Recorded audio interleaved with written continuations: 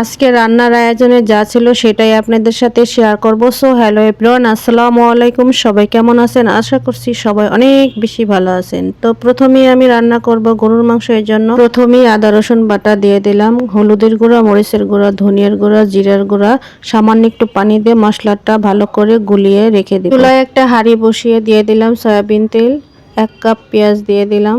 পেঁয়াজটা দিয়ে ভালো করে নেড়েচেড়ে নরম করে ভেজে নিব।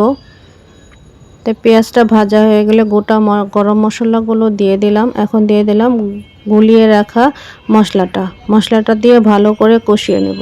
একটু সময় নিয়ে কষাতে হবে। তা কষানো হয়ে গেলে এখন দিয়ে দিলাম স্বাদ মতো লবণ দিয়ে আবারও নেড়েচেড়ে ভালো করে মশলাটা কষিয়ে নেব। তো মশলা কষানো হয়ে গেছে, এখন দিয়ে দেব গরুর মাংস। এখানে আমি 1 কেজির একটু বেশি গরুর মাংস নিয়েছি। মাংসটা দেওয়ার পরে মশলাটার সাথে ভালো করে মিশিয়ে নিলাম। মিশিয়ে দেওয়ার পর এখন ঢেকে রান্না করে নিব। ঢাকনা তুলে বারবারই নেড়ে চেড়ে দিতে হবে। দেখতেই পাচ্ছেন অনেকটা পানি বের হয়েছে। এই পানি দিয়ে মাংসটা কষিয়ে নিব। আবারও ঢেকে দিলাম, ঢাকনা তুলে আবারও নেড়ে চেড়ে দিলাম যতক্ষণ পর্যন্ত পানি না শুকিয়ে আসে ততক্ষণ পর্যন্ত কষাতে হবে। এখন দিয়ে দিলাম কয়েকটা আলু দিয়ে আবারও নেড়ে চেড়ে ঢেকে কষিয়ে নিব। আলু দেওয়ার পর ভালো করে নেড়েচেড়ে মিশিয়ে দিয়ে ঢেকে আর একটু কষিয়ে নিব। তারপর পানি দিয়ে দিব। এরই মধ্যে গরম পানি দিয়ে দিয়েছিলাম। এখন দিয়ে দিলাম 1 টেবিল চামচ গরম মশলার গুঁড়া। গরম মশলা দিয়ে ভালো করে নেড়েচেড়ে মিশিয়ে দিলাম। এই তো ফাইনালি আমার গরুর মাংসের ঝোল রান্না হয়ে গেছে। এখন আমি নামিয়ে নিব।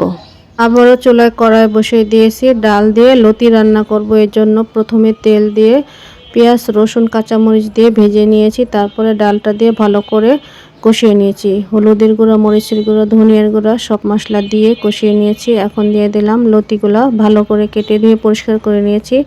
ভালো করে নেড়েচেড়ে মিশিয়ে দিয়ে ঢেকে কষিয়ে নিব 2 থেকে 3 মিনিটের মতো। তাই ঢাকনা তুলে কয়েকবারই নেড়েচেড়ে দিলাম। ডাল দিয়ে লতি কে কে পছন্দ করেন খেতে অবশ্যই কমেন্টে জানাবেন। আমার কিন্তু খুবই ভালো লাগে খেতে। তো ঢাকনা তুলে আবারও নেড়েচেড়ে মিশিয়ে দিলাম। তো কষানো হয়ে গেলে দিয়ে দিলাম 1 কাপ গরম পানি। অবশ্যই এখানে গরম পানি ব্যবহার করবেন যেন ডালটা ভালো করে সিদ্ধ হয়ে যায়। তো ঢেকে আমি এখন রান্না করে নেব। তো ঢাকনা তুলে দেখতেই পাচ্ছেন পানিটা শুকিয়ে গেছে, ডালটাও সিদ্ধ হয়ে গেছে। তো নেড়েচেড়ে আবারও মিশিয়ে দিলাম। পানিটা এ পর্যায়ে শুকিয়ে নিব। পানিটা প্রায় শুকিয়ে আসছে আমার। লতি দিয়ে ডাল রান্নাটা হয়ে গেছে, এখন নামিয়ে নেব। তো ইফতারির জন্য আমি সবজি খিচুড়ি রান্না করব একটু মুরগির মাংস দিয়ে। সবজি খিচুড়ি রান্না করার জন্য যা যা লাগে সব কিছু দিয়ে কষিয়ে নিলাম। ভিডিওটি কেমন হয়েছে কমেন্টে জানাবেন। ভালো লাগলে লাইক দিবেন। সবাই ভালো থাকবেন। আল্লাহ হাফেজ।